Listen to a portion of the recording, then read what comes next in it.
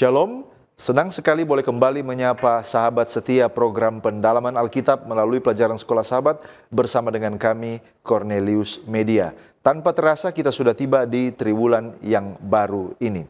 Saya Pendeta Edward Taliwongso bersama dengan Pendeta Felix Gosal dan Pendeta Widodo Purwanto akan menolong dalam pendalaman Alkitab pada kesempatan ini. Dan kami tetap mengingatkan, mari belajar Sekolah Sahabat di tempat kita masing-masing. Sebelum kita masuk lebih dalam, mari kita tunduk kepala dan kita berdoa. Bapa kami, Allah yang Maha Baik, terima kasih untuk kasih setiamu, terima kasih untuk pelajaran yang baru yang akan segera kami nikmati.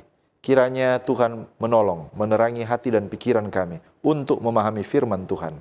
Di dalam nama Yesus kami sudah berdoa. Amin. Ada 4 bagian dalam program ini. Yang pertama kita melihat dasar Alkitabiah, yang kedua kita mencoba menggali ayat hafalan, yang ketiga pokok pikiran yang muncul dari pelajaran hari per hari, dan di bagian penghujung kita tiba kepada aplikasi. Namun karena ini adalah Sabat yang pertama, mari kita lihat sedikit pendahuluan tentang tema triwulan ini. Tema triwulan ini adalah bertumbuh dalam hubungan dengan Tuhan. Ditulis oleh Nina Etchison sebagai Curriculum Manager dan Senior Editor dari Life in Jesus Sabbath School Curriculum di General Conference. Pelajaran triwulan ini memiliki beberapa objektif. Yang pertama, membantu pertumbuhan hubungan pribadi dengan Allah.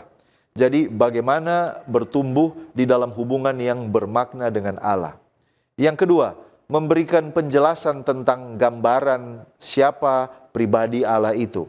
Bagi para pembaca yang mungkin masih memiliki gambaran tentang Allah yang tercemar atau kabur, maka pelajaran ini mengundang untuk berdoa, memohon kejelasan yang lebih besar selama kita belajar.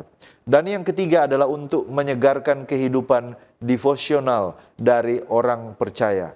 Membantu pembaca untuk memperbaharui praktek doa, belajar Alkitab secara pribadi, dan merenungkan area-area dalam kehidupan yang mempengaruhi hubungannya bersama dengan Tuhan.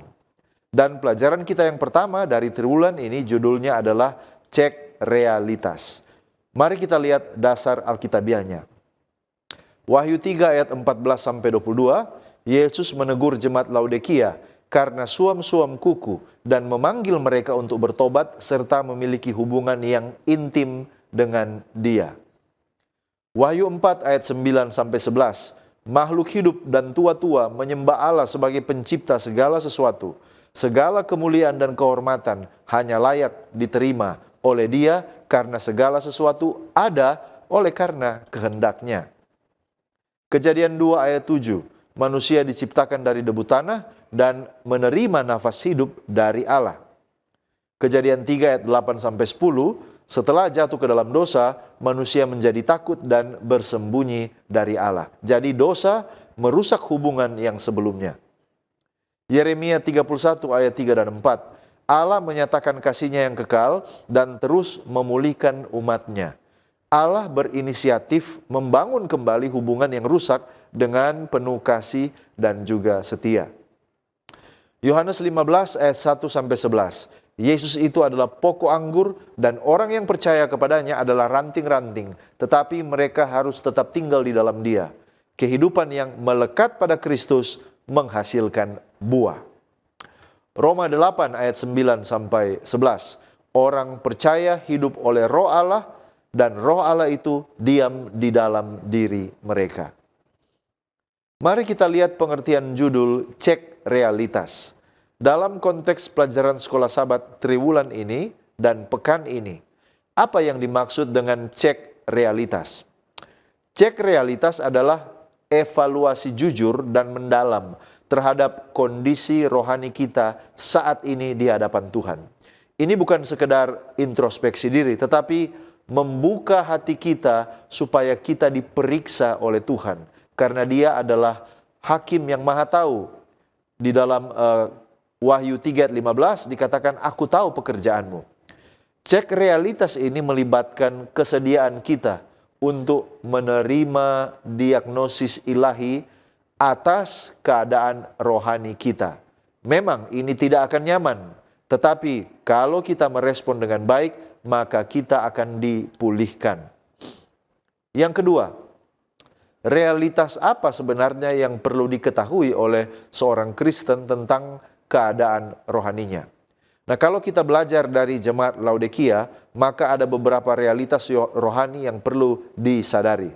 Yang pertama, realitas bahwa Tuhan mengetahui sepenuhnya. Wahyu 3:15, Dia tahu pekerjaan kita, tidak ada yang tersembunyi dari pemandangan Tuhan. Yang kedua, realita tentang bahayanya sikap yang suam-suam kuku, tidak dingin atau tidak panas. Wahyu 3 ayat 16. Sikap rohani yang tidak bersungguh-sungguh ini menjijikan bagi Tuhan. Lalu kemudian realitas yang perlu kita ketahui adalah ilusi kekayaan rohani. Merasa kaya, tidak kekurangan apapun juga. Wahyu 3 ayat 17. Padahal sebenarnya miskin, malang, buta, dan telanjang.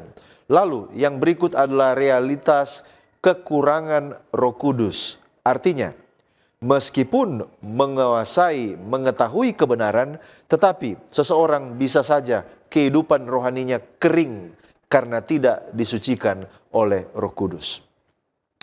Muncul pertanyaan berikut, mengapa cek realitas itu penting?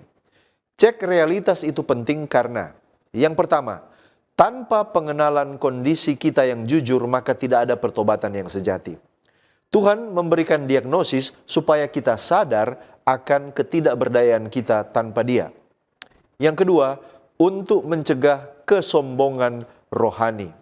Sikap saya tidak berkekurangan apa-apa dari jemaat Laodikia, ini adalah jebakan yang membuat kita berhenti bertumbuh. Jadi cek realitas mengingatkan kita bahwa kita harus selalu membutuhkan anugerah Tuhan dari hari ke hari. Lalu kemudian, ini membuka jalan bagi pemulihan. Seperti dokter yang harus mendiagnosis sebelum mengobati, demikian juga Tuhan menyampaikan keadaan kita yang sebenarnya, supaya kita menerima obat yang Ia tawarkan. Ada emas yang dimurnikan, ada pakaian putih, dan ada salep mata di Wahyu 3 ayat 18. Lalu kemudian, cek realitas itu adalah ekspresi kasih daripada Allah. Ingat, teguran Tuhan bukan hukuman, tetapi adalah cemetih, cambukan yang lahir dari kasih.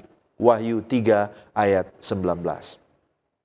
Selanjutnya, apa yang harus diperbuat oleh orang Kristen ketika kerohanian mereka kering, tumpul, dan tak bergairah? Nah, berdasarkan nasihat Tuhan dalam Wahyu 3 ayat 18-21 dan Yohanes 15 ayat 1-11, ada beberapa langkah praktis supaya kita dapat dipulihkan secara rohani. Yang pertama, buka pintu hati kita bagi Kristus. Wahyu 3 ayat 20. Ingat, undang Yesus masuk ke dalam persekutuan pribadi. Maka dia akan masuk, dia akan makan bersama-sama. Artinya, ini adalah undangan untuk keintiman, bukan sekedar ritual. Yang kedua, tinggal di dalam kasih Kristus. Yohanes 15 ayat 9. Artinya apa? Kita harus menginvestasikan waktu untuk membaca dan merenungkan firman Tuhan. Berdoa sebagai sahabat dengan Tuhan. Lalu kemudian membiarkan firman itu membentuk karakter dan motivasi kita. Lalu yang ketiga, bagaimana kita dapat bertumbuh dan dipulihkan, bagikan pengalaman hubungan kita dengan Tuhan itu dengan orang lain. Sehingga kita kalau sudah mengalami transformasi, kita akan terdorong untuk bersaksi kepada orang lain. Ellen White dalam Review and Herald 29 April 1884 mengatakan, periksalah dirimu sendiri, apakah kamu berada dalam iman? Banyak orang mungkin langsung menjawab, tentu saja aku berada dalam iman, aku percaya pada setiap kebenaran. Tetapi, apakah kamu mempraktikkan apa yang kamu percaya? Apakah kamu hidup dalam damai dengan Allah dan dengan saudara-saudaramu? Dapatkah kamu berdoa dengan tulus, ampunilah kami atas kesalahan kami, sebagaimana kami mengampuni orang yang bersalah kepada kami? Adakah kekesalan di hati Anda, atau mungkin iri hati, cemburu, atau prasangka yang jahat? Adakah persaingan, keinginan akan perlakuan istimewa dan kehormatan, atau hasrat untuk mendominasi? Dia katakan, sebaiknya kita memeriksa diri kita, cek realitas untuk melihat jenis roh apa yang kita pelihara. Kita tiba pada ayat hafalan Yohanes 15 ayat 9. Seperti Bapa telah mengasihi aku, demikian juga aku telah mengasihi kamu, tinggallah di dalam kasihku itu. Nah, mari kita lihat apa konteks dan latar belakang ayat ini. Nah, saudara, dalam ayat ini siapa yang berbicara kepada siapa? Kalau kita melihat di dalam ayat ini, Yesus sementara berbicara kepada 11 murid yang lainnya. Karena di dalam konteks ini Yudas Iskariot sudah pergi meninggalkan perjamuan pada malam hari itu. Jadi dengan kata lain ini adalah percakapan intim antara guru dan murid-murid yang dekat dengan dia. Nah, kalau kita bertanya di mana dan kapan percakapan ini terjadi? Percakapan ini terjadi di ruang perjamuan terakhir atau sering kita kenal sebagai upper room di Yerusalem pada malam sebelum Yesus disalibkan. Dan malam itu adalah malam Kamis, beberapa jam sebelum Yesus akan ditangkap dan menderita. Nah, saat itu suasana hati murid-murid sedang campur aduk. Mereka sementara bingung, takut, dan juga sedih karena Yesus baru saja mengatakan dia akan pergi. Nah, secara konteks, ayat ini adalah bagian dari pidato perpisahan Yesus, yaitu Yohanes 13 sampai Yohanes 17. Di mana di sini Yesus memberikan pesan terakhir sebelum dia akan disalibkan. Dan konteks langsung dari kiasan ini atau konteks langsung dari ayat ini adalah kiasan yang kita akan jumpai di dalam Yohanes pasal 15 ayat 1 sampai 8, yaitu tentang pokok anggur dan juga ranting. Yesus menjelaskan bahwa murid-murid harus tinggal atau melekat kepadanya seperti ranting yang melekat pada pokok anggur agar dapat berbuah.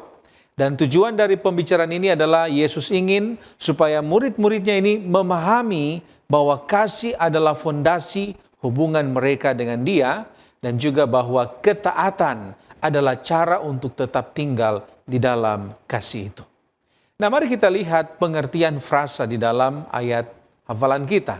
Nah, yang pertama, apa pengertian seperti Bapa mengasihi aku, demikian juga aku telah mengasihi kamu, dan apa juga pengertian dari tinggallah di dalam kasihku itu.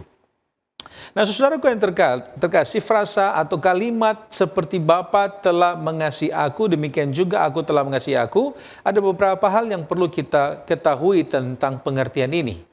Yang pertama, ini adalah soal kualitas kasih yang sama.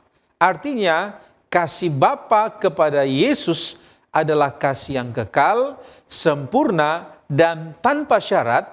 Dan kasih yang sama, Yesus juga mengasihi kita dengan standar kasih yang sama seperti itu. Bukan kasih manusiawi yang berubah-ubah, tetapi ini adalah kasih ilahi yang stabil dan setia.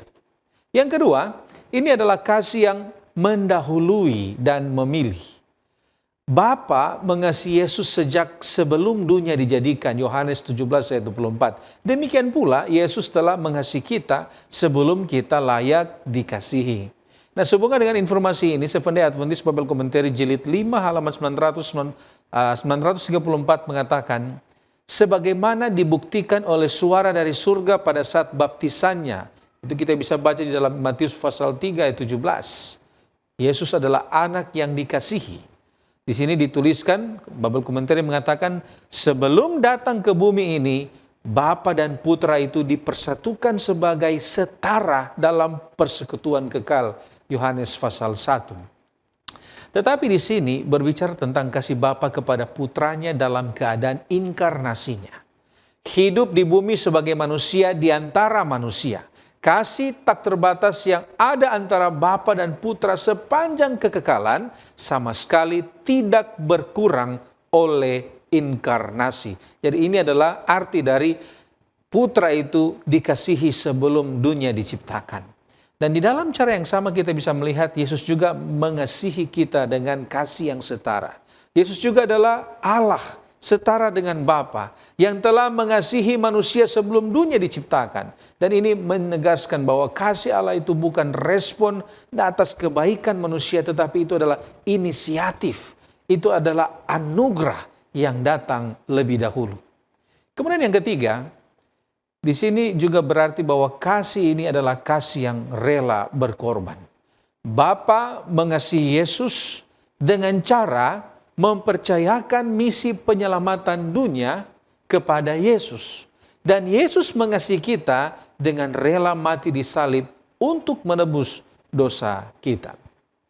Kasih di sini bukan sekedar perasaan, tetapi ini adalah tindakan nyata yang mengubah status kita dari yang terpisahkan atau dari musuh menjadi sahabat Allah. Yohanes pasal 15 ayat 15.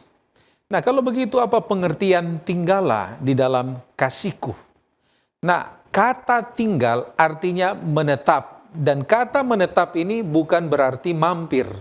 Karena kata Yunani yang muncul di sini adalah meno, artinya tinggal. Ini berarti tinggal secara permanen, seperti penduduk yang menetap di sebuah tempat, di sebuah rumah. Dia bukan tamu yang hanya singgah, tetapi dia tinggal di situ secara permanen. Dan kata-kata ini mengajak kita untuk menjadikan Yesus atau menjadikan kasih Kristus itu sebagai rumah rohani di mana kita tinggal setiap hari. Bukan hanya singgah sesekali, tetapi kita tinggal permanen di dalam tempat itu. Nah, kemudian apa arti tinggal di dalam kasih?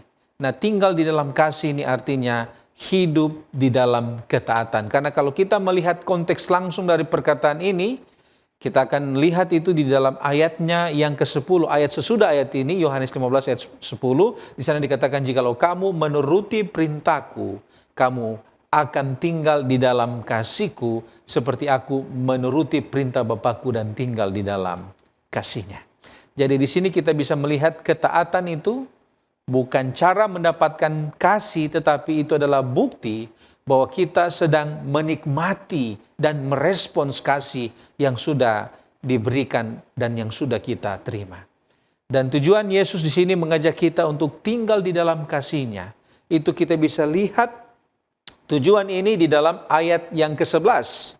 Yohanes 15 ayat 11 dikatakan, semuanya itu kukatakan kepadamu supaya sukacitaku di dalam kamu dan sukacitamu menjadi penuh. Seventh-day Adventist Bible Commentary Jilid 5 halaman 1043 mengatakan, tinggal di dalam Kristus berarti tinggal di bawah naungan kasih-Nya. Sungguh menghibur mengetahui bahwa kasih Kristus kepada kita sama kekalnya dengan kasih Bapa kepada anak. Lebih dari itu, Bapa sendiri mengasihi kita dengan kasih yang sama seperti kasih-Nya kepada anak. Kita masuk pada pokok pembahasan kondisi kita. Apa latar belakang topik kondisi kita dan apa tujuannya? Latar belakang topik kondisi kita berfokus pada refleksi diri mengenai kondisi kerohanian dan hubungan pribadi kita dengan Tuhan. Apakah saat ini hubungan saya dekat dengan Tuhan atau sedang menjauh tanpa saya sadari? Apakah saya dulu pernah jauh dan hilang dari Tuhan, namun sekarang datang dekat dengannya? Atau justru sebaliknya, dulu pernah dekat dan intim dengan Tuhan, namun hubungan itu mulai dingin, kering, dan semakin menjauh.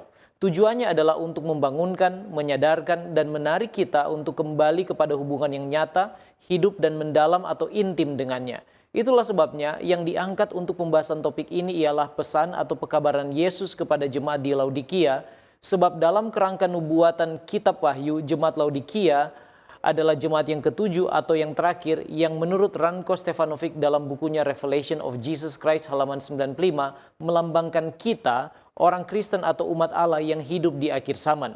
Laodikia sendiri berarti umat atau orang-orang yang dihakimi, dan dalam pekabarannya kepada jemaat ini Yesus menggambarkan dengan jelas kondisi mereka, mencela dan menegur keadaan mereka, serta juga memberi amaran, janji, dan pengharapan kepada mereka. Sekarang bagaimana Yesus menggambarkan kondisi kita? Wahyu 3 ayat 15, aku tahu segala pekerjaanmu, engkau tidak dingin dan tidak panas. Alangkah baiknya jika engkau dingin atau panas. Artinya suam-suam kuku keadaan mereka. Secara geografis, Laodikia terletak di lembah sungai Likus dan dekat dengan dua kota penting yaitu Hierapolis yang berjarak sekitar 10 km yang terkenal dengan mata air panas, dan juga Kolose yang berjarak 15 km yang memiliki air dingin pegunungan. Dan mengutip dari Stanley A. Porter dalam Why the Laodicean Receive Lukewarm Water, Ranko Stefanovic dalam bukunya Revelation of Jesus Christ halaman 155 menjelaskan bahwa Laodikia sendiri tidak memiliki sumber air sendiri dan aliran air di Sungai Likus tidak layak untuk konsumsi sehari-hari. Itulah sebabnya mereka memanfaatkan air dari mata air panas di Hierapolis melalui saluran air sepanjang kurang lebih 10 km. Namun saat airnya mencapai kota itu, suhu air telah berubah menjadi hangat atau suam-suam kuku. Memang cukup baik untuk mandi, tapi tidak cukup untuk diminum dan tidak berguna juga untuk menyembuhkan orang sakit. Dan hal ini cocok untuk menggambarkan kondisi kerohanian mereka saat itu dan juga orang Kristen di akhir zaman. Nah, apa masalah dan bahaya dari kondisi suam-suam kuku ini? Menurut Seventh-day Adventist Bible Commentary volume 7 halaman 761 ada dua hal. Yang pertama, kondisi rohani suam-suam kuku lebih berbahaya daripada kondisi dingin. Sebab hal itu menumpulkan kepekaan rohani dan membuat tidak sadar akan perlunya usaha untuk mencapai cita-cita yang tinggi, yaitu hidup berkemenangan dalam Kristus. Puas dengan keadaan kerohanian mereka sendiri dan bangga atas sedikit pencapaian mereka, mereka sulit untuk disadarkan dan diyakinkan akan kebutuhan rohani yang besar dan betapa jauhnya mereka dari Tuhan dan kesempurnaan. Yang kedua, mereka terus-menerus menjadi beban bagi orang percaya yang setia dan menjadi batu sandungan bagi orang yang tidak percaya. Dikatakan bahwa keadaan rohani suam kuku menghasilkan berkurangnya kewaspadaan, respons yang lambat, dan tindakan yang tidak tegas. Dan jika jemaat Laodikia berada dalam keadaan dingin, Roh Allah mungkin akan lebih mudah menyadarkan mereka akan kondisi mereka yang berada dalam bahaya. Revelation of Jesus Christ halaman 157 katakan, kondisi suam-suam kuku menunjukkan adanya kompromi. Fokus jemaat Laodikia terbagi antara Kristus dan dunia. Keadaan suam-suam kuku mereka menandakan bahwa mereka telah jatuh ke dalam sikap tidak peduli dan merasa cukup dengan diri sendiri. Mereka telah kehilangan semangat dan gairah mula-mula dalam hal-hal rohani. Dan kondisi ini tidak memberikan kesegaran bagi yang letih secara rohani maupun kesembuhan bagi yang sakit secara rohani. Nah, apa resiko dan akibat yang mungkin terjadi karena kondisi yang suam-suam kuku ini? Wahyu 3 ayat 16. Jadi karena engkau suam-suam kuku dan tidak dingin atau panas, aku akan memuntahkan engkau dari mulutku. Testimonies for the Church jilid 6 halaman 408 menjelaskan bahwa hal ini berarti bahwa doa-doa dan pelayanan kasih kita tidak lagi dapat dipersembahkan oleh Kristus di hadapan Bapa di sorga. Nah, apa yang dapat memperparah kondisi ini? Wahyu 3 ayat 17. Karena engkau berkata, aku kaya dan aku telah memperkayakan diriku dan aku tidak kekurangan apa-apa. Dan karena engkau tidak tahu bahwa engkau melarat dan malang, miskin, buta, dan telanjang. Frase engkau tidak tahu di sini menggambarkan kebutaan rohani yang dapat memperparah kondisi mereka. Seventh-day Adventist Bible Commentary volume 7 halaman 762. Barang siapa yang tidak tahu dan tidak menyadari bahwa ia tidak tahu, hampir tidak ada harapan baginya. Dan kebutaan rohani ini bermuara pada kesombongan diri. Revelation of Christ halaman 157 kembali mengungkapkan bahwa orang-orang Laodikia tidak dihukum karena kemurtadan atau ajaran sesat. Yesus tidak menemukan dosa besar pada mereka, namun ia juga tidak menemukan hal baik untuk dikatakan tentang mereka. Masalah utama mereka adalah sikap tidak peduli. Tampaknya mereka telah terpengaruh oleh kesombongan kota mereka dan merasa cukup diri yang terlihat dalam sikap mereka. Bahwa aku kaya, aku telah menjadi makmur dan aku tidak kekurangan apa-apa. Itu klaim mereka. Testimonies jilid 7 halaman 200 katakan dosa yang paling sulit disembuhkan dan tidak terobati adalah kesombongan, keangkuhan diri. Dan hal ini menghalangi segala pertumbuhan. Nah, sekarang bagaimana Yesus bisa mengetahui kondisi mereka dan apa nasihat yang ditawarkannya kepada mereka untuk mengatasi kondisi mereka?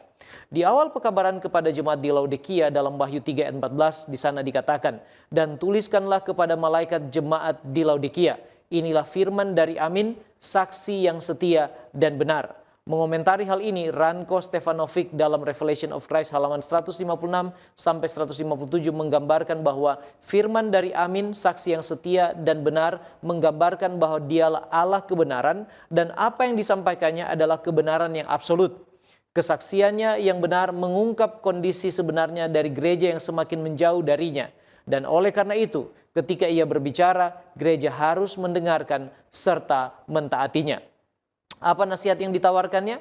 Wahyu 3 ayat 18. maka aku menasihatkan engkau supaya engkau membeli daripadaku emas yang telah dimurnikan dalam api, agar engkau menjadi kaya, dan juga pakaian putih supaya engkau memakainya, agar jangan kelihatan ketelanjanganmu yang memalukan, dan lagi minyak untuk melumas matamu supaya engkau dapat melihat. Seventh-day Adventist Bible Commentary volume 7 halaman 762 menjelaskan bahwa emas yang dimurnikan dalam api melambangkan iman yang telah diuji dan terbukti yang dapat bertahan sampai akhir.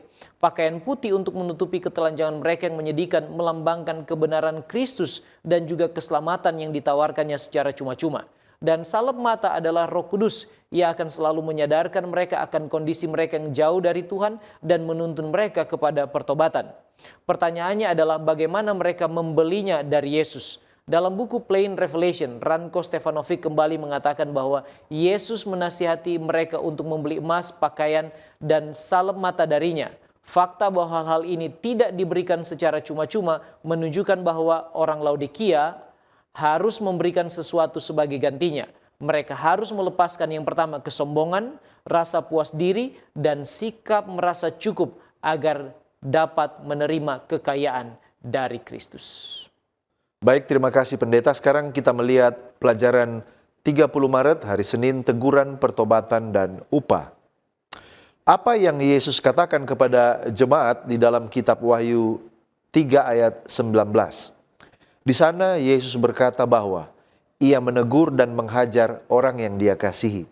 Karena itu, respon yang diminta adalah bersungguh-sungguh, rela hati, dan juga bertobat. Apa kondisi rohani jemaat ini menurut kitab Wahyu 3 ayat 17? Kalau kita baca, maka jemaat ini mereka merasa kaya, tidak kekurangan apa-apa. Namun ini sangat berbeda dengan kenyataannya. Kenyataannya mereka itu melarat, malang, miskin, buta, dan telanjang. Artinya apa? Ini artinya menunjukkan adanya penipuan diri, self-deception secara rohani.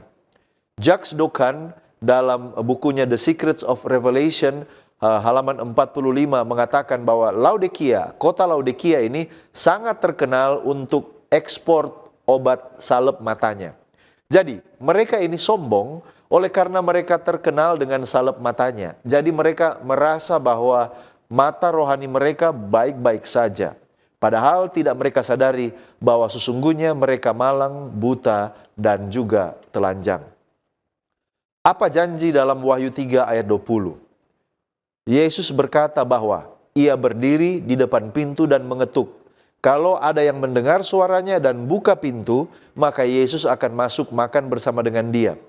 Ini berarti lambang persekutuan yang intim dan sangat pribadi bagi mereka yang mau membuka hati mereka kepada Yesus Kristus.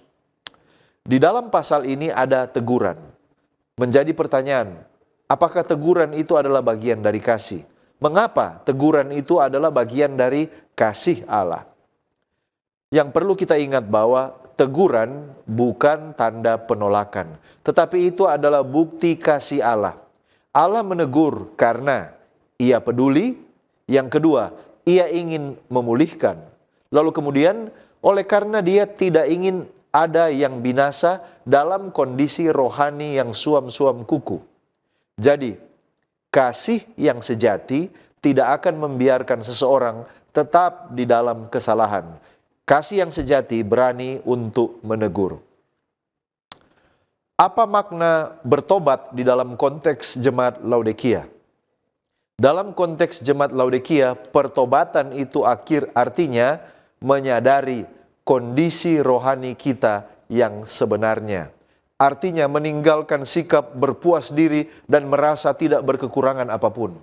Bertobat artinya kembali kepada Allah dengan sepenuh hati, bukan setengah-setengah. Jadi, pertobatan itu tidak mungkin terjadi tanpa kesadaran akan dosa.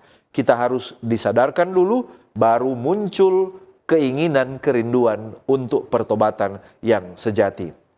Ellen White dalam Our High Calling halaman 348 memberikan komentar tentang keadaan jemaat Laodikia. Dia katakan, cinta diri mengesampingkan kasih Kristus. Mereka yang hidup untuk diri sendiri termasuk dalam golongan jemaat Laodikia yang suam-suam kuku, tidak dingin maupun panas. Semangat cinta pertama telah berubah menjadi egoisme yang mementingkan diri sendiri. Kasih Kristus di dalam hati terwujud dalam perbuatan. Jika kasih kepada Kristus memudar, maka kasih kepada mereka yang telah ditebus oleh Kristus pun akan merosot. Bisa saja ada penampilan yang mengagumkan dalam hal semangat dan upacara, tetapi inilah substansi dari agama mereka yang membesar-besarkan diri. Kristus menggambarkan mereka sebagai sesuatu yang menjijikan baginya. Marilah kita bersyukur kepada Tuhan bahwa meskipun kelompok ini begitu banyak, tetapi masih ada waktu untuk bertobat. Lalu, pertanyaan selanjutnya, apa makna Yesus berdiri di depan pintu dan mengetok? Ini menunjukkan bahwa Allah itu tidak memaksa. Allah menghormati kehendak bebas manusia. Ia tidak pernah memaksa masuk ke dalam hidup seseorang. Jadi, hubungan dengan Kristus bersifat sukarela dan pribadi. Bagaimana ini dihubungkan dengan tabiat dari orang di Laodikia? Menurut Ensiklopedia Alkitab Masa Kini jilid 1 halaman 633 di sana mengatakan, seperti halnya penduduk Laodikia bersikap tidak menyenangi para musafir yang menawarkan kepadanya barang-barang, demikian juga warga jemaat Laodikia secara rohani telah menutup pintu rumah mereka dan membiarkan sang pemberi tetap di luar rumah mereka. Jadi Laodikia begitu bangga oleh karena mereka punya produk yang terbaik, mereka menolak para musafir. Dalam cara yang sama, mereka juga menutup pintu hati mereka bagi Yesus. Saudaraku, Yesus rindu untuk memiliki hubungan yang dekat, bukan sekedar hubungan yang formal dan di atas permukaan. Jadi, kita harus membuka pintu. Tetapi jadi pertanyaan, apa maknanya membuka pintu? Membuka pintu berarti, yang pertama, kita menerima Yesus sepenuhnya di dalam hidup. Yang kedua, kita memberikan Dia kendali dan kontrol atas hati dan keputusan hidup kita. Yang ketiga, kita harus meluangkan waktu untuk hubungan pribadi, berdoa, baca firman. Kita harus hidup dalam ketaatan dan bukannya setengah-setengah hati saja. Kita tiba pada pokok diskusi mengenai kasih yang tak berkesudahan. Nah, di dalam konteks sekolah sahabat, kasih apa yang dimaksudkan dan kenapa kasih ini tidak berkesudahan? Nah, yang pertama, kasih yang dimaksudkan di sini adalah kasih ilahi. Dan ini bukan kasih manusiawi yang bisa berubah oleh karena perasaan atau karena situasi. Tetapi kasih ini berasal dari hati Allah itu sendiri. Yang kedua, kasih Allah ini bukan respon atas kebaikan manusia, tetapi ini adalah inisiatif anugerah yang datang sejak dahulu, bahkan sebelum kita ada. Yeremia pasal 31 ayat 3. Sehubungan dengan ini, Roh Nubuat di dalam Patriarchs and Prophets halaman 63 mengatakan, rencana keselamatan telah ditetapkan sebelum penciptaan dunia. Itulah dikatakan mengapa kasih ini kekal.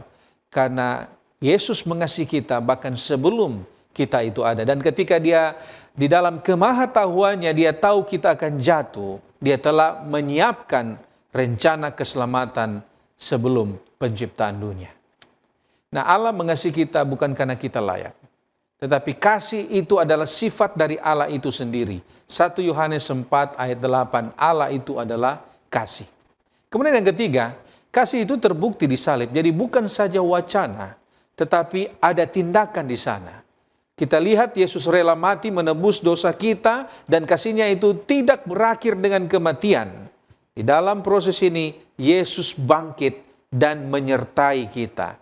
Dan kasih itu dikatakan tidak berkesudahan oleh karena ada 3 alasan. Yang pertama, oleh karena kasih ini berasal dari Allah yang kekal. Yang kedua, oleh karena kasih ini ditegaskan oleh janjinya yang tidak pernah berubah. Dan yang ketiga, itu dihidupi melalui penyertaan Roh Kudus yang tinggal di dalam kita. Nah, Yesus memanggil kita untuk menang sama seperti Dia telah menang. Mungkin kita bertanya, apa perbedaan kemenangan Yesus dan kemenangan saya? Nah, ada beberapa perbedaan.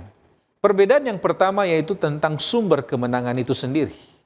Kalau kemenangan Yesus itu bersifat mutlak, sempurna, dan itu diperoleh oleh karena kuasanya sendiri. Yesus telah mengalahkan dosa, dia telah mengalahkan maut dan iblis melalui kehidupannya yang tanpa dosa, melalui kematiannya di kayu salib dan melalui kebangkitannya. Sedangkan kemenangan kita itu hanya mungkin terjadi kalau kita terhubung dengan Kristus. Roma pasal 8 ayat 37. Itu perbedaan yang pertama. Sedangkan perbedaan yang kedua adalah tentang sifat dari kemenangan itu sendiri. Nah, kemenangan Yesus itu sudah selesai. Yohanes 19 ayat 30. Dan kemenangan ini tidak perlu diulang. Dan ini sudah menjadi dasar atas keselamatan orang percaya. Sedangkan kemenangan saya dan saudara itu bersifat sepanjang hidup. Artinya setiap hari kita bergumul untuk memilih atau menolak dosa. Untuk percaya kepada janji Allah, untuk tinggal tetap meskipun kita di dalam pergumulan. Jadi sifatnya berbeda. Yang satu bersifat kekal, yang satu bersifat proses dari hari ke hari. Dan perbedaan yang ketiga dari kemenangan Yesus dan kemenangan kita adalah tentang hasil dari kemenangan itu sendiri. Kemenangan Yesus itu membawa dia duduk di sebelah kanan Bapa, memerintah atas segala sesuatu, Wahyu pasal 3 ayat 21, sedangkan kemenangan saya dan saudara itu membawa kita mengalami transformasi karakter. Dari yang sebelumnya mungkin egois, menjadi pengasih. Dari sebelumnya yang takut, menjadi berani. Dari sebelumnya yang putus asa, menjadi penuh harapan. Atau mungkin yang satunya penuh dengan dosa, dan sekarang dia mulai belajar untuk lebih baik lagi dan lebih baik lagi. Jadi ada tujuan yang berbeda. Kemenangan Kristus itu memiliki tujuan untuk menyatakan dia sebagai raja atas segala raja yang telah mengalahkan dosa, sedangkan kemenangan kita itu adalah sebuah transformasi karakter kita sementara bertumbuh di dalam Kristus hari demi hari. Ronald Buat di dalam Signs of the Times 12 Januari 1915 mengatakan, Kristus melihat bahwa manusia tidak mungkin menang dengan kekuatannya sendiri. Karena itu, ia datang sendiri dari takhta kemuliaan dan menanggung ujian yang gagal ditanggung Adam. Demi manusia, ia menolak godaan musuh dan memungkinkan manusia melalui iman kepadanya untuk menang demi dirinya sendiri. Kita pindah pada pokok pembahasan tinggal. Menurut konteks pelajaran sekolah sahabat, apa yang dimaksud dengan tinggal? Siapa yang tinggal, di mana, dan bagaimana? Tinggal dalam konteks pelajaran sekolah sahabat yaitu Yohanes pasal 15 berarti hidup melekat, tetap terhubung dan bergantung penuh. Bukan sekedar percaya sesaat tetapi hubungan yang terus-menerus dan juga intim. Siapa yang tinggal dalam konteks saat itu? Para murid. Namun pengertian luasnya adalah kita orang Kristen, orang percaya atau umat Allah. Tinggal di mana? Tinggal di dalam Kristus. Bagaimana? Yohanes 15 ayat 1 dan 4 katakan, Akulah pokok anggur yang benar dan Bapakulah pengusahanya. Tinggallah di dalam aku dan aku di dalam kamu, sama seperti ranting tidak dapat berbuah dari dirinya sendiri kalau ia tidak tinggal pada pokok anggur, demikian juga kamu tidak berbuah jikalau kamu tidak tinggal di dalam aku. Seventh-day Adventist Bible Commentary volume 5 halaman 1042 katakan, tinggal di dalam Kristus berarti bahwa jiwa harus berada dalam persekutuan yang tetap dan setiap hari dengan Yesus Kristus serta hidup dalam kehidupannya. Tidak mungkin satu ranting bergantung pada ranting lain untuk memperoleh kehidupannya. Masing-masing harus memelihara hubungan pribadinya sendiri dengan pokok anggur. Setiap orang harus menghasilkan buahnya sendiri. Mengapa tinggal dalam Kristus itu penting dan apa tandanya kita tinggal dalam Kristus? Seventh-day Adventist Bible Commentary volume 5 halaman yang sama mengatakan, tinggal secara terus-menerus dalam hubungan yang hidup dengan Kristus sangat penting untuk pertumbuhan dan juga untuk menghasilkan buah. Perhatian yang hanya sesekali terhadap hal-hal rohani tidaklah cukup. Bersemangat secara rohani pada satu hari, lalu jatuh ke dalam masa kelalaian pada hari berikutnya, tidak akan menghasilkan kekuatan rohani yang bertahan. Nah, tanda tinggal adalah bertumbuh serta menghasilkan buah. Buah apa yang dimaksud? Di halaman yang sama, Bible komentari kita mengatakan bahwa Sebagaimana ranting bergantung pada hubungannya dengan pokok anggur untuk memperoleh kehidupan dan menghasilkan buah, demikian pula orang Kristen bergantung pada persatuannya dengan Kristus untuk kehidupan rohani dan keberhasilan dalam berbuah. Orang yang mengaku berada di dalam Kristus diharapkan menghasilkan buah yang sesuai dengan pengakuannya. Buah-buah ini di tempat lain disebut sebagai buah roh, Galatia 5 ayat 22 dan Efesus 5 ayat yang ke-9, atau buah kebenaran menurut Filipi 1 ayat yang ke-11, juga Ibrani 12 ayat yang ke-11, yaitu buah yang merupakan kebenaran itu sendiri. Buah-buah ini terlihat dalam karakter dan juga kehidupan. Apa akibatnya bila tidak tinggal, dan siapa yang bertanggung jawab? Yohanes 15 ayat yang kedua bagian A dan ayat yang ke-6 mengatakan, setiap ranting padaku yang tidak berbuah dipotongnya. Barang siapa tidak tinggal di dalam aku, ia dibuang keluar seperti ranting dan menjadi kering, kemudian dikumpulkan orang dan dicampakkan ke dalam api lalu dibakar. Seventh Adventist Bible Commentary volume 5 halaman 1043 katakan, di bawah ujian dan pencobaan, kedangkalan iman akan terlihat. Seperti ranting-ranting yang terputus pada akhirnya dikumpulkan dan dibakar. Demikian pula orang Kristen yang tidak berbuah bersama dengan mereka yang tidak mengaku percaya akan mengalami kebinasaan pada akhirnya. Matius 10 ayat 28, 13 ayat 38 sampai 40 dan 25 ayat 41 dan 46. Tidak disebutkan adanya tindakan ketidaktaatan yang nyata, melainkan hanya dosa kelalaian di sana. Dan yang bertanggung jawab ialah diri sendiri, sebab Allah melalui Kristus telah mengupayakan segalanya untuk menawarkan keselamatan. Namun keputusan untuk tetap tinggal, berbuah dan selamat merupakan pilihan dan sebuah keputusan pribadi. Seventh Adventist Bible Commentary volume 5 halaman 1042 kembali menekankan bahwa adalah mungkin bagi mereka yang pernah berada di dalam Kristus untuk memutuskan hubungan dengannya dan akhirnya binasa. Keselamatan bersyarat pada tetap tinggal di dalam Kristus sampai akhir. Nah, sekarang bagaimana caranya untuk menghasilkan buah yang lebih banyak? Dan apa hasil akhir serta tujuannya? Yohanes 15 ayat 2b mengatakan, setiap ranting yang berbuah dibersihkannya supaya ia lebih banyak berbuah. Dan menurut Bible Commentary halaman yang sama, pembersihan ini adalah melalui berbagai ujian dan cobaan hidup. Dan hal ini berguna untuk perkembangan karakter setiap orang Kristen. Christ Object Lesson halaman 65 sampai 66. Tidak ada kehidupan tanpa pertumbuhan. Selama masih ada kehidupan, selalu ada kebutuhan akan perkembangan yang terus-menerus. Pembentukan karakter adalah pekerjaan seumur hidup. Jadi hasil akhirnya adalah karakter yang diubahkan serupa dengan Kristus dan seturut dengan kehendak serta firman-Nya. Tujuannya adalah untuk membawa hormat dan kemuliaan bagi Allah. Yohanes 15 ayat 7 dan 8. Jikalau kamu tinggal di dalam aku dan firmanku tinggal di dalam kamu, mintalah apa saja yang kamu kehendaki dan kamu akan menerimanya. Dalam hal inilah Bapakku dipermuliakan, yaitu jika kamu berbuah banyak, dan dengan demikian kamu adalah murid-muridku.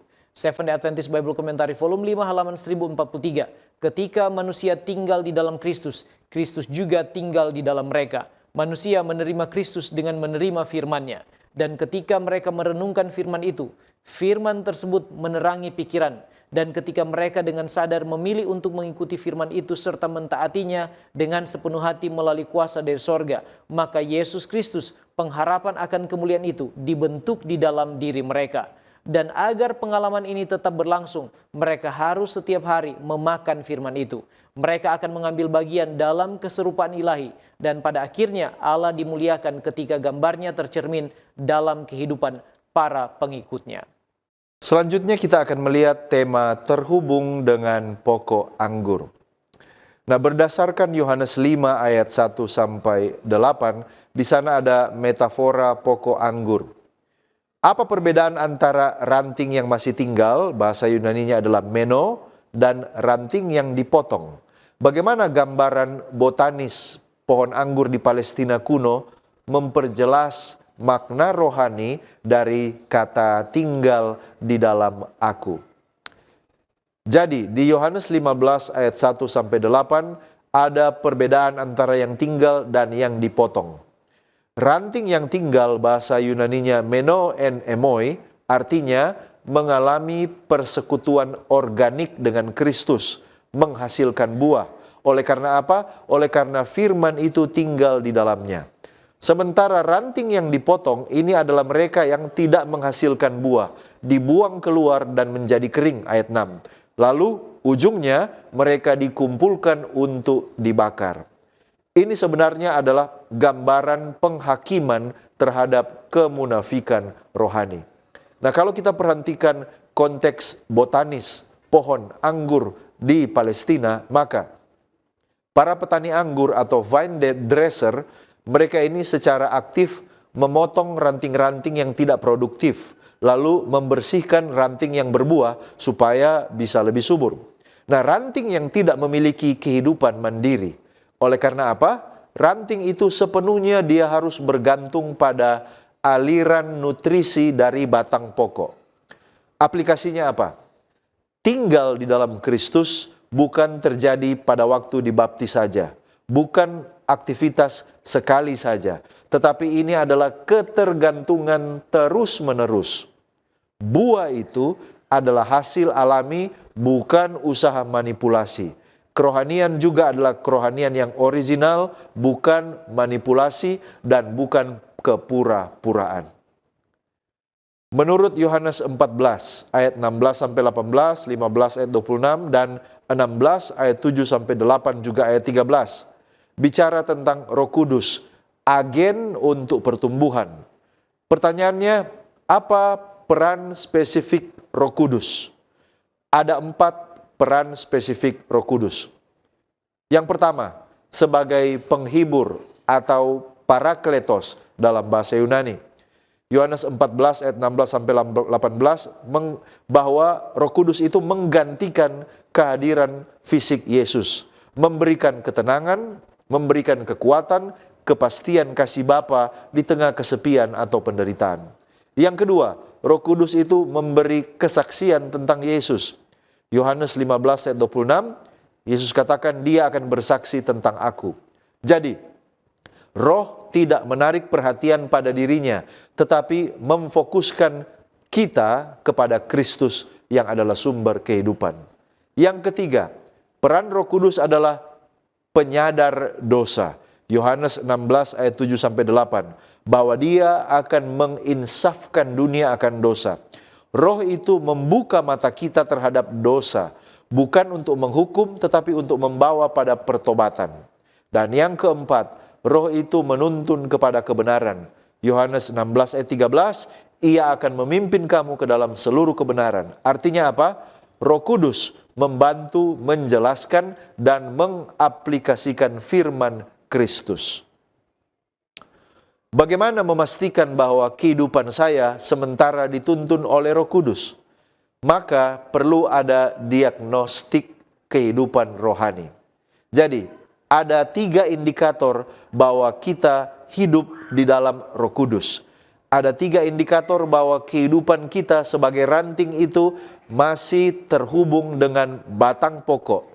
Yang pertama, buah roh yang tumbuh. Galatia 5 ayat 22-23.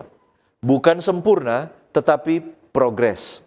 Apakah saya semakin sabar? Apakah saya semakin lemah lembut? Apakah saya penuh kasih dalam hubungan? Apakah ada perubahan sikap terhadap dosa? Indikator yang kedua adalah kerinduan, lapar dan haus akan firman dan berdoa.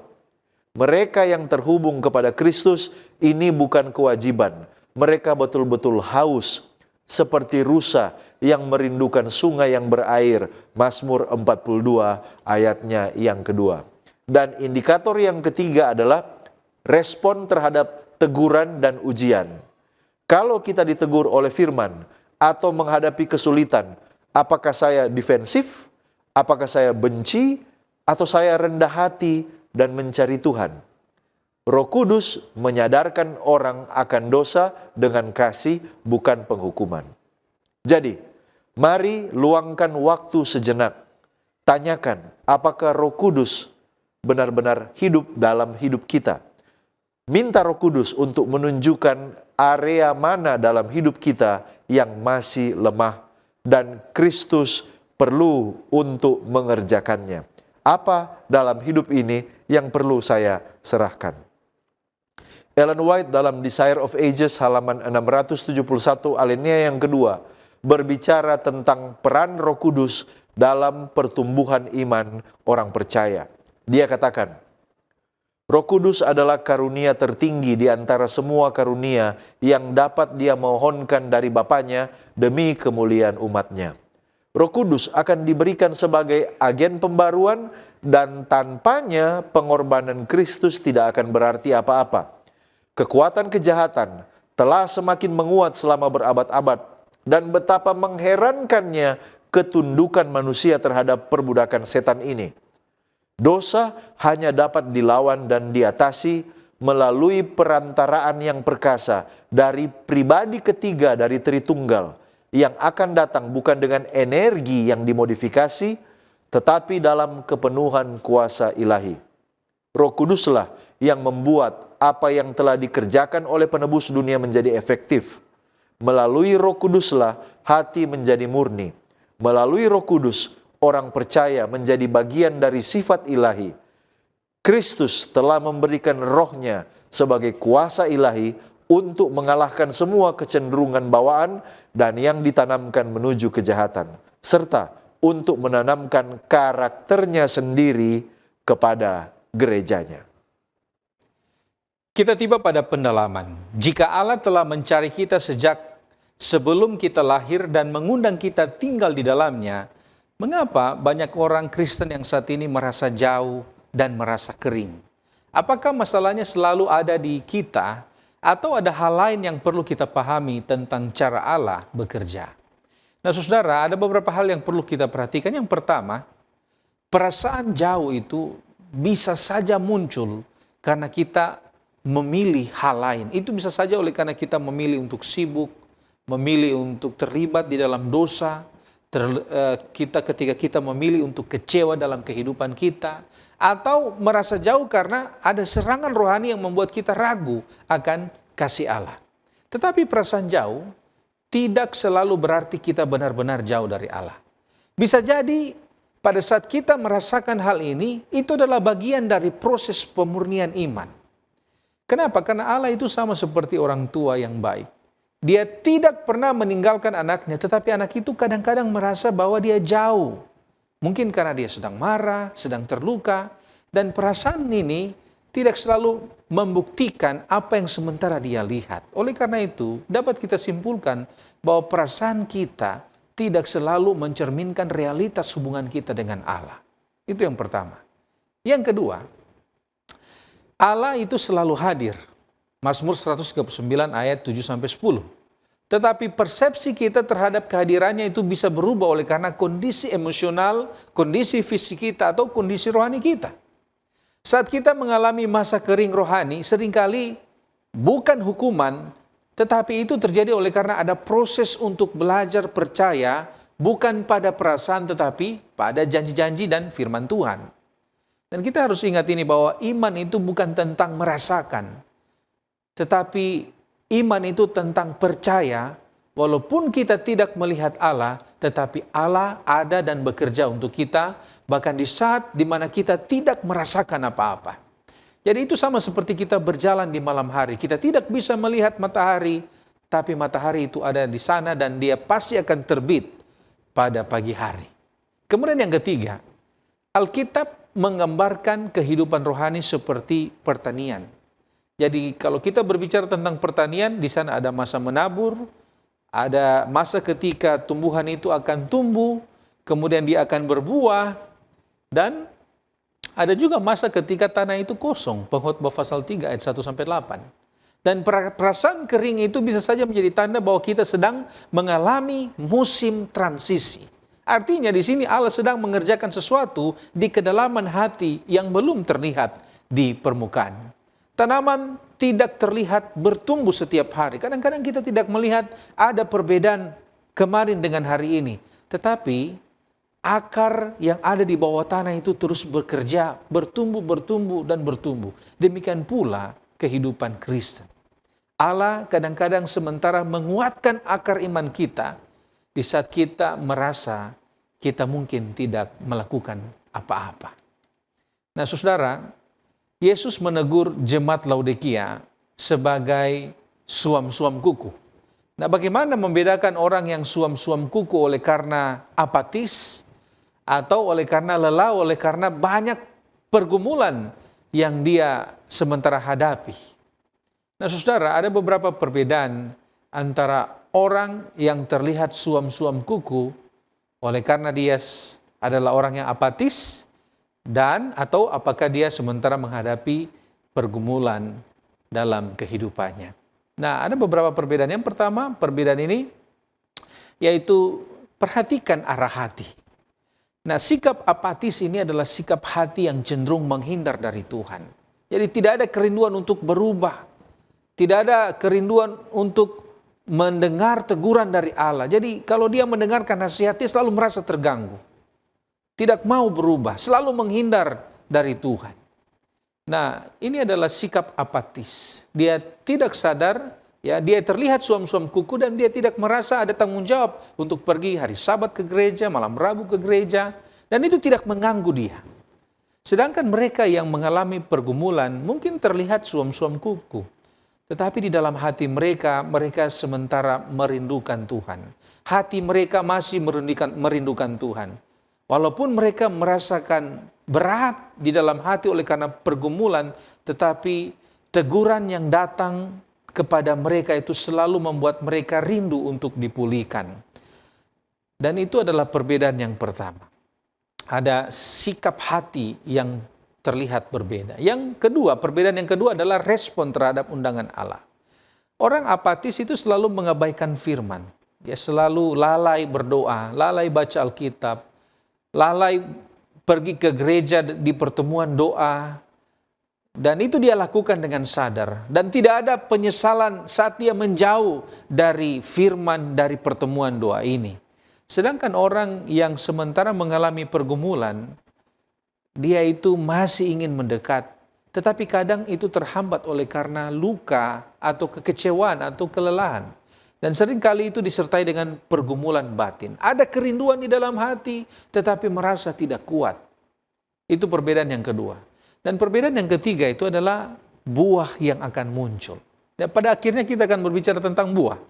Orang apatis itu cenderung akan menghasilkan sikap defensif, dia selalu menyalahkan orang, dia selalu menjadi orang yang acuh tak acuh terhadap dosa, dan hasilnya itu selalu adalah kekerasan di dalam hati. Sedangkan orang yang bergumul, mungkin dia terlihat biasa-biasa saja, tetapi hatinya itu masih peka terhadap teguran. Dia merasa sedih kalau dia jauh dari Tuhan, dan dia tetap membuka hatinya untuk dipulihkan meskipun prosesnya pada saat itu sulit. Nah, Signs of the Times tanggal 2 September tahun 1890 mengatakan, pengikut Yesus selalu melihat hal-hal yang lebih tinggi untuk dicapai. Dan ia tidak akan puas dengan standar yang rendah. Jadi walaupun dia merasa dalam pergumulan, tetapi ada sesuatu dalam hatinya untuk mencapai standar yang lebih tinggi lagi. Dan di sini selanjutnya dikatakan sangat jelas bahwa banyak orang telah berhenti maju menuju surga. Oleh karena itu terlihat suam-suam kuku, apatis. Tidak ada pertumbuhan dalam karakter Kristen. Dan mereka hanyalah kerdil dalam kehidupan keagamaan mereka. Dan di sini dikatakan mereka mengatakan hal yang sama seperti sebelumnya. Jadi tidak ada perubahan karena tidak pernah baca Alkitab. Pengetahuannya tentang Alkitab hanya itu saja. Tidak ada ide baru dalam kesaksian mereka karena mereka tidak mengalami kehidupan dalam perjalanan sanctification mereka, di dalam perjalanan mereka dengan Yesus. Jadi tidak ada kesaksian yang mereka ingin ceritakan dan tidak ada ciri segar dalam pengalaman mereka. Itulah yang membedakan antara orang yang apatis dan mereka yang sementara mengalami pergumulan untuk menjadi lebih baik lagi dalam kehidupan mereka. Saudaraku, sebagai penutup dan juga aplikasi dari apa yang kita pelajari dan diskusikan bersama, bagaimana caranya kita mengecek realitas keadaan hubungan kita dengan Allah, serta apa saja langkah-langkahnya. Yang pertama, kita perlu memeriksa waktu pribadi kita. Apakah saya rutin berdoa dan membaca firman setiap hari? Yang kedua, uji ketaatan. Apakah saya melakukan firman atau hanya mendengarnya saja? Yang ketiga, kita perlu mengecek buah kehidupan kita. Apakah karakter saya memang sudah mencerminkan buah-buah roh sesuai dengan Galatia 5 ayat yang ke-22? Selanjutnya, cek kepekaan rohani. Apakah hati saya masih peka terhadap dosa serta teguran dari Tuhan atau tidak? Yang selanjutnya, evaluasilah dari sisi atau aspek kasih. Apakah saya sungguh mengasihi Tuhan dan juga mengasihi sesama? Yang berikutnya, periksalah ketergantungan kita. Apakah saya masih mengandalkan Yesus Kristus atau justru mengandalkan kekuatan dan hikmat diri saya sendiri? Dan yang terakhir, tanya dengan kejujuran. Apakah saya hanya terlihat rohani atau benar-benar hidup di dalam Tuhan? Intinya adalah hubungan yang nyata dengan Allah selalu terlihat dari kedekatan, ketaatan, dan juga perubahan hidup kita setiap hari. Nah, sekarang apa bahaya yang kita hadapi saat ini yang sama dengan yang dihadapi jemaat Laodikia? Yang pertama adalah kesombongan dan merasa diri cukup. Dalam buku Homeward Bound halaman 236, pena inspirasi katakan, bahaya terbesar kita terletak pada kecenderungan untuk menipu diri sendiri, terbuai oleh rasa cukup diri, dan dengan demikian menjauh dari Allah sumber kekuatan kita. Kecenderungan alami kita, kecuali jika diperbaiki oleh Roh Kudus Allah, mengandung benih-benih kematian moral. Kecuali jika kita terhubung secara mendalam dengan Allah, kita tidak akan mampu menahan dampak-dampak yang merusak dari kesenangan diri, cinta diri, dan juga godaan untuk berbuat dosa. Yang kedua adalah kompromi dan cinta akan dunia. Testimonies for the Church volume 1 halaman 141 sampai 142. Bahaya bagi umat Allah selama beberapa tahun terakhir adalah cinta akan dunia. Dari sinilah muncul dosa-dosa keegoisan dan ketamakan. Semakin banyak yang mereka peroleh dari dunia ini, semakin mereka melekatkan hati padanya dan terus berusaha mendapatkan lebih lagi. Banyak orang yang mengaku percaya bahwa kita sedang hidup pada masa pekabaran terakhir bagi dunia, justru berjuang dengan segenap tenaga untuk menempatkan diri mereka dalam posisi di mana lebih mudah seekor unta masuk melalui lubang jarum daripada mereka masuk ke dalam kerajaan itu. Harta duniawi ini adalah berkat jika digunakan dengan benar. Mereka yang memilikinya harus menyadari bahwa semuanya itu dipinjamkan oleh Allah dan dengan sukacita menggunakan harta mereka untuk memajukan pekerjaannya. Mereka tidak akan kehilangan upahnya di dunia ini. Mereka akan diperkenankan oleh malaikat-malaikat Allah dan juga mengumpulkan harta di sorga. Sekarang bagaimana kita bisa mengidentifikasi kemerosotan rohani kita dan apa solusinya? Untuk dapat mengidentifikasi kondisi kerohanian kita juga kemerosotan rohani kita perlu meminta dalam doa yang sungguh agar kita memiliki kepekaan terhadap pekerjaan Roh Kudus dan dibawa kepada Kristus dalam pertobatan yang sungguh. Steps to Christ halaman 64 sampai 65. Semakin dekat engkau kepada Yesus Kristus, semakin engkau akan melihat dirimu penuh kekurangan, sebab penglihatanmu menjadi lebih jelas dan ketidaksempurnaanmu akan tampak sangat kontras dengan kesempurnaan Kristus. Kesadaran akan dosa mendorong kita datang kepadanya yang dapat mengampuni, dan ketika jiwa menyadari ketidakberdayaannya dan kemudian datang kepada Kristus, ia akan menyatakan dirinya dengan kuasa. Semakin besar rasa kebutuhan kita mendorong kita kepadanya dan kepada firman Allah, semakin tinggi pandangan kita tentang karakternya dan semakin sempurna kita memantulkan gambarnya. Pada akhirnya, 1 Yohanes pasal 2 ayat 6 katakan, barang siapa mengatakan bahwa ia ada di dalam Dia, ia wajib hidup sama seperti Kristus telah hidup. Saudaraku, mari kita terus menjaga hubungan dekat kita dengan Kristus. Mari kita terus merenungkan sabdanya dan mari kita membiarkan kuasa Roh Kudus mengubahkan kehidupan kita perlahan-lahan setiap hari serupa dengan karakternya. Mari kita tunduk kepala dan berdoa. Bapa kekal Allah kami yang bertahta dalam kemuliaan sorga, kami bersyukur memiliki Allah yang baik dan setia seperti Engkau. Terima kasih Tuhan, Engkau memberi kami kesempatan untuk belajar dari kebenaran firman-Mu. Ya Tuhan, kami membutuhkan kuasa Roh Kudus, hikmat sorga, supaya kami boleh dituntun kepada pengertian yang benar akan kehendak-Mu. Dan oleh pertolongan sorga, kami dimampukan mempraktekkan apa yang telah kami pelajari di dalam kehidupan kami sehari-hari, bertumbuh di dalam Engkau, dalam kebenaran firman-Mu, dan diubahkan oleh kuasa-Mu setiap hari, supaya kami boleh memiliki karakter yang serupa dengan Tuhan dan Juru Selamat kami. Bapa, tolonglah kami setiap hari. Kami lemah dan berdosa. Ampunilah kami dari dosa dan pelanggaran kami, dan tuntun kami, berkati kami. Kami sudah berdoa meminta kuasa daripada-Mu di dalam nama Yesus, Juru Selamat kami. Amin.